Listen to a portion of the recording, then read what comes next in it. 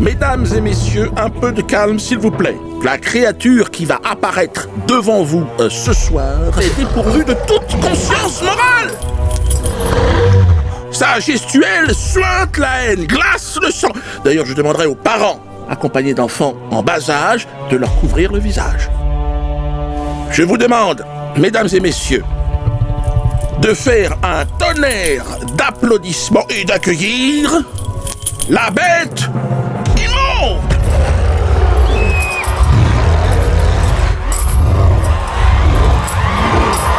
Messieurs, dames, la haine pour vous servir. Ouais, n'ayez pas peur. Mais si, ayez peur, vous êtes malade ou quoi? Je suis en train de te braquer avec un FAMAS. Vous êtes possédés ou quoi, les mecs? Tu peux me regarder, Jackie.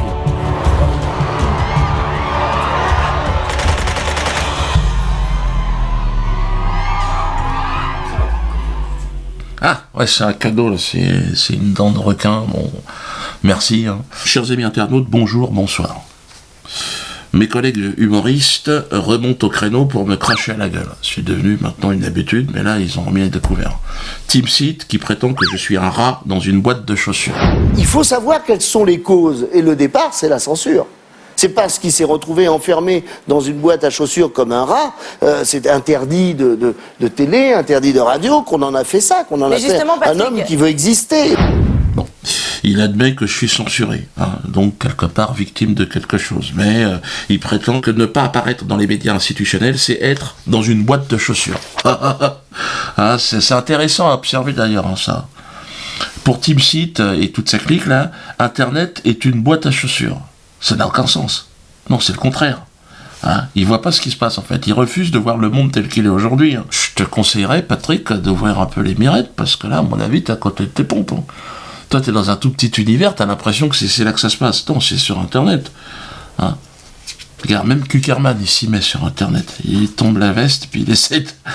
Je suis fier d'avoir dénoncé ce multirécidiviste, condamné 10 fois, 2 fois 5. C'est pas drôle, ça? 5 et 5 égale 10. Merci, monsieur Kuckerman. Je pensais qu'il allait dire 6 millions. Non, attention, c'est des mathématiques, c'est sérieux. Donc rendez-vous, Kuckerman. En plus de ça, Kuckerman, il est très content, mais tu vas être encore content, tu vas être encore mis 3 fois en examen. Ah, bah, si je peux te permettre d'être heureux, hein, je sais que ça te fait plaisir. Donc, pour d'autres sujets, tu vas voir. Allez, à bientôt, Kuckerman. C'est pas drôle, ça? Semoun, donc, a été l'invité, lui, de Marie Drucker. Je sais pas, je connaissais pas, j'avais jamais vu. Avec, donc, votre argent, c'est sur le service public. Hein. Tout ça, c'est France Télévisions. C'est vous qui payez. Hein. C'est moi, on paye tous. Pour que Marie Drucker et Semoun s'expriment. C'est ça qui est étonnant. Parce qu'on en a rien à foutre de ce qu'ils pensent, mais c'est sur le service public, c'est la voix de l'État. Oh, faut rigoler, putain. Alors donc on paye l'équipe Semoun, Michel Drucker, toute la fine équipe. Là on les paye aussi. On paye pour qu'ils nous racontent, pour qu'ils nous tendent le micro, et puis qu'ils disent c'est bien ou c'est pas bien. Bon, en fait maintenant t'as une clique de personnes à la télé, voilà, c'est eux qui te donnent la parole, et faut mieux leur baiser le cul, sinon tu peux pas. Baise-moi le cul, oui. D'accord, c'est bon, il est bien lui. C'est une sorte de nouvelle aristocratie qui s'est imposée, et nous on est de la merde. Donc quand on les regarde et on écoute la vérité, Marie Drucker, alors qu'est-ce que je dois faire c'est pour ça moi j'ai décidé de sortir de ce truc-là, vous l'avez compris, hein, sortir du show business. C'était pour moi comme un champ de plantation, tu sais, d'esclaves. Donc je suis sorti, je pense qu'il faut qu'on s'émancipe chacun de ce système qui est entièrement sous contrôle d'un groupe de personnes qui nous est parfaitement hostiles. Et vous l'avez vu, l'exemple de cette hostilité, Semoun et Marie Drucker qui disent Dieudonné n'est pas drôle, regardez. Vous étiez vraiment sur la même longueur d'onde, vous parliez, vous dénonciez le racisme en vous faisant passer pour des racistes, etc. À quel moment ça a basculé? C'est-à-dire que vous avez gardé votre ligne et lui, moi, je suis resté noir, vu, lui, il est plus juif, c'est bizarre, hein. Quand on a commencé, on était le symbole de l'antiracisme, le petit juif, le gros noir. Et puis là, je sais pas, c'est totalement surréaliste. Il est devenu ce qu'on dénonçait, quoi. Si je vous dis que je le trouve encore drôle, on va m'insulter. Non, malheureusement, il est plus drôle. Elie Semoun, que j'ai connu, enfin, hein, me dire à moi que je suis pas drôle. Elie, alors je sais pas qui est drôle, ici, bah, c'est au public d'en décider. Je veux dire, Elie, réveille-toi un petit peu. Merde, regardez-le, Elie, qui nous essaye de nous faire rire. Allez les gars, on se dépêche là, on a dit 11h. Pablo, Momo, Jeannot. Je sais pas siffler, ok. La date des attentats a été avancée au 11 septembre, évidemment, demain. Dernière réunion avant le casse du siècle. 9h. 9h, heure UMP, la CGT, je sais pas quoi là. Lundi, 10h30, Crédit Agricole. Allez, du rythme, numéro 4, on se réveille ce matin, les gars, là. Moi, je trouve, messieurs, que vu ce qu'on est en train d'organiser, ça rigole beaucoup trop. Qu'est-ce qu'il y a, numéro 6 ? Pourquoi on partirait pas en train ? Comment ça, qu'est-ce que ça change? Une espèce d'abruti, s'il y a personne à l'intérieur, comment tu fais pour braquer le caissier? Putain, les mecs! Qu'est-ce que c'est que cette tenue, les gars, là ? Je sais bien qu'il faut être discret, faut se fondre dans la masse, faut passer inaperçu, mais t'es pas obligé de te balader en collant moulant non plus. Je veux voir demain matin tout le monde en costard-cravate, comme chez Darty. Oui, c'est ça, Pablo. Bon, bref, tais-toi, assis-toi, ne réponds pas. On dirait que j'ai des grosses quenelles! Sans commentaire. Alors, je devrais avoir des leçons d'humour d'Elie, hein? Il y a des vins qui vieillissent bien, puis il y en a d'autres... Ah. Timsit me dit que je suis un rat, tu te dis que je suis pas drôle, LB dit qu'il faut me défoncer la gueule, Bernheim que je suis un nègre, donc que je suis un con, le rabbin Donowitz que je suis un gorille... Bon, ça, hein, là, le procureur, il dit non, ça va, il y a de la distanciation. Ouais, c'est comme ça. Il y a une clique de personnes à la télé qui peuvent dire tout ce qu'ils veulent. Comme Benguigui. Vous vous souvenez Benguigui ? Parce que faire un bronze, c'est aller aux toilettes. Ah, je savais pas. Je connaissais pas. Vous n'avez jamais éjaculé un bronze? Non, mais j'ai jamais entendu ça. Couler un bronze, c'est le synonyme de libérer Mandela. Non. Je vais libérer Mandela. Oh non. Quelle horreur. Ça, c'est pas raciste. Ça, c'est autorisé. Le procureur a dit il y a de la distanciation, c'est bon. D'ailleurs, c'est la vérité. Hein. Franchement, on est de la merde. Hein. La merde qui leur sort du cul, c'est nous, quoi. Bon, ben, c'est un certain concept. Hein. Moi, je dis qu'il faut pas les énerver, il faut les laisser tranquilles, puisqu'ils là, ils sont complètement possédés. Hein. Il faut qu'on parte. La paix et la non-violence. Cette terre, elle est à tout le monde. On est né sur cette planète, on a le droit d'avoir un endroit où vivre tranquillement. Par contre, on ne peut plus vivre ensemble. Avec toute cette clique de personnes, on peut pas. Ils nous sont trop hostiles, on peut pas vivre avec eux. Donc nous, on va vivre à côté, c'est tout. Eux, ils continuent leur truc, à être les plus drôles du monde, c'est Moon, continue. Puis tu vas faire rire les gens, puis moi je continue. Puis le tout, c'est que toi, on se respecte. Moi, c'est ce que je propose. Bon, si tu veux commencer à me cracher à la gueule, bon. Grâce à Internet, on peut changer le monde. On est là, mais on n'est plus là. Tu vois ce que je veux dire ? On n'a plus à communiquer avec des gens qui sont hostiles. Pourquoi faire ? Ils nous imposent tout, en fait, si tu regardes bien. La nourriture, notre éducation, les divertissements, la morale. Ils nous disent ce qui est drôle et ce qui ne l'est pas. Donc qu'ils aillent tous se faire, comme dirait mon directeur de la publication, hein, comme dirait la mère d'ailleurs de mon directeur de la publication, la mère de Germain a dit de toute façon tout finit dans la boîte à chocolat. Bon, c'est une certaine façon, mais à plus de 70 ans, je trouve qu'elle est pas... Madame Geff, faut quand même essayer de se tenir un petit peu aussi. Hein. Il faut qu'on crée notre propre économie. C'est ça que je suis en train de vous dire. Nos propres banques, notre propre assurance. Anan Assurance, on va aller à 95 000. Donc, dépêchez-vous, on est dans la dernière ligne droite. Vous aurez des explications dès qu'on est à 100 000. Tous ceux qui vous ont envoyé par mail, on vous envoie le plan de vol. Et croyez-moi que c'est le début, en réalité, de notre émancipation. Je sais que vous êtes nombreux à comprendre ce qui se passe. Internet, c'est plus que le Far West à l'époque des Américains, c'est la conquête de l'espace. C'est rien, c'est une terre vierge. On fait ce qu'on veut, en fait. Pas de limite à notre liberté sur Internet. C'est fini. Tu vas où tu veux, tu prends ce que tu veux. Internet est un miracle qui nous est arrivé à nous, l'arrière-garde de la République. Grâce à ça, on va s'émanciper. On va se libérer complètement.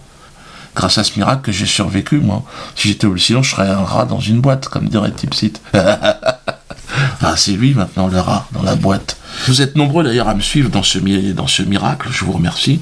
Je vous en suis très reconnaissant, car ma soif de liberté dérange évidemment nos maîtres, ceux qui sont au pouvoir, ceux qui nous dirigent. Et ils tentent de me neutraliser chaque jour. Moi et mes proches. Ma femme, par exemple, qui vient de perdre son père, et au lendemain des obsèques, contrôle fiscal sur toute la famille. Non, je rigole, mais bon, c'est mon beau-père et bon. On s'y attendait, il était malade, mais enfin, le lendemain, quand même, des obsèques, ça aurait pu attendre au moins 48 heures. Bon, ils sont sans pitié, hein.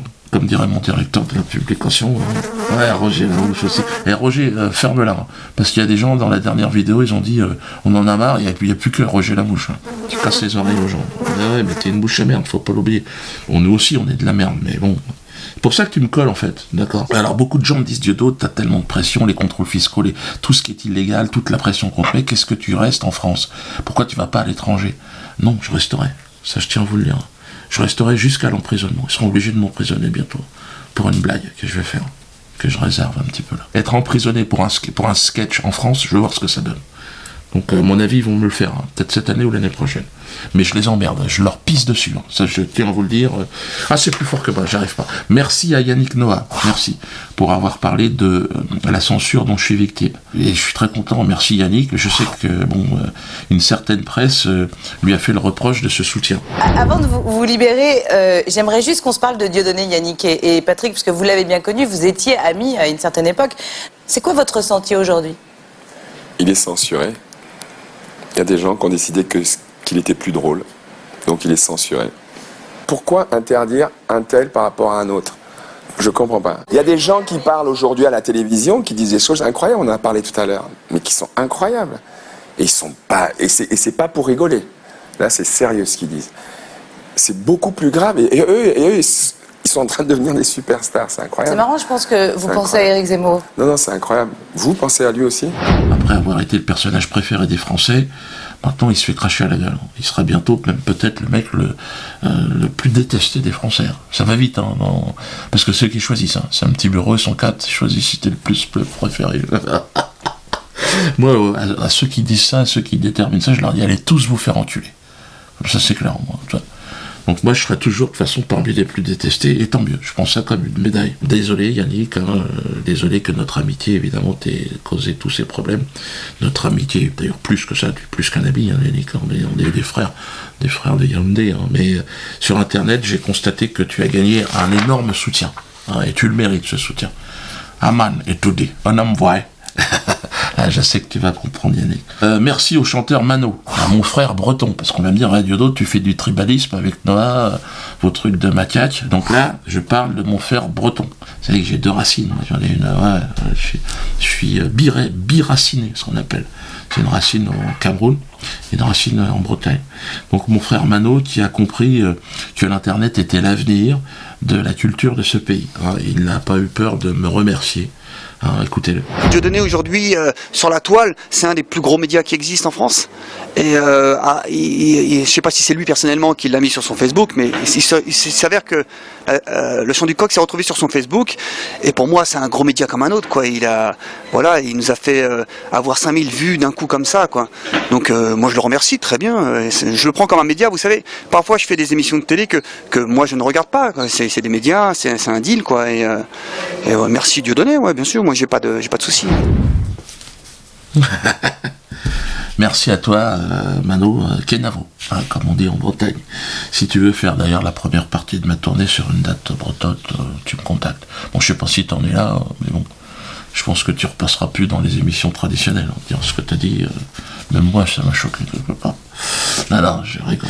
On va terminer avec le concours Mamadou Sakho. Vous êtes nombreux à avoir apprécié la chanson Mamadou Sakho, hein, lors de la dernière vidéo. Nous l'avons enregistrée en studio, hein, chez Jean-Marc, et donc la chanson sera disponible gratuitement. Parce qu'on dit, Dieudo, tu fais du fric avec tout ce qui bouge. Vous inquiétez pas, là c'est gratuit. Ah, ouais, je sais, Roger, vous voulez le faire payer. Non, Roger, tu exagères, tu vois. Parce qu'à un moment donné, les gens ont droit à la gratuité. Pour tous ceux qui regardent cette vidéo, hein, le lien est en bas de la vidéo.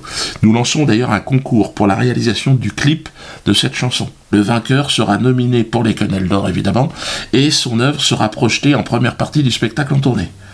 Donc, vous prenez la chanson, et puis vous nous faites un clip, vous faites un petit montage, puis on sélectionnera celui qui a gagné. Hein.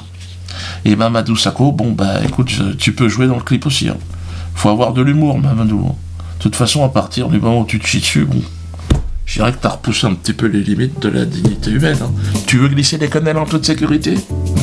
N'oublie pas les couches Mamadou Sakho. Mamadou Sakho, maladie de la jeunesse. On on est fier de toi. Mais tu fais caca. Oh, Mamadou Sakho, tu n'étais pas préparé. Le froc est tombé. Je me suis fait piéger. Tu étais si grand, si fort.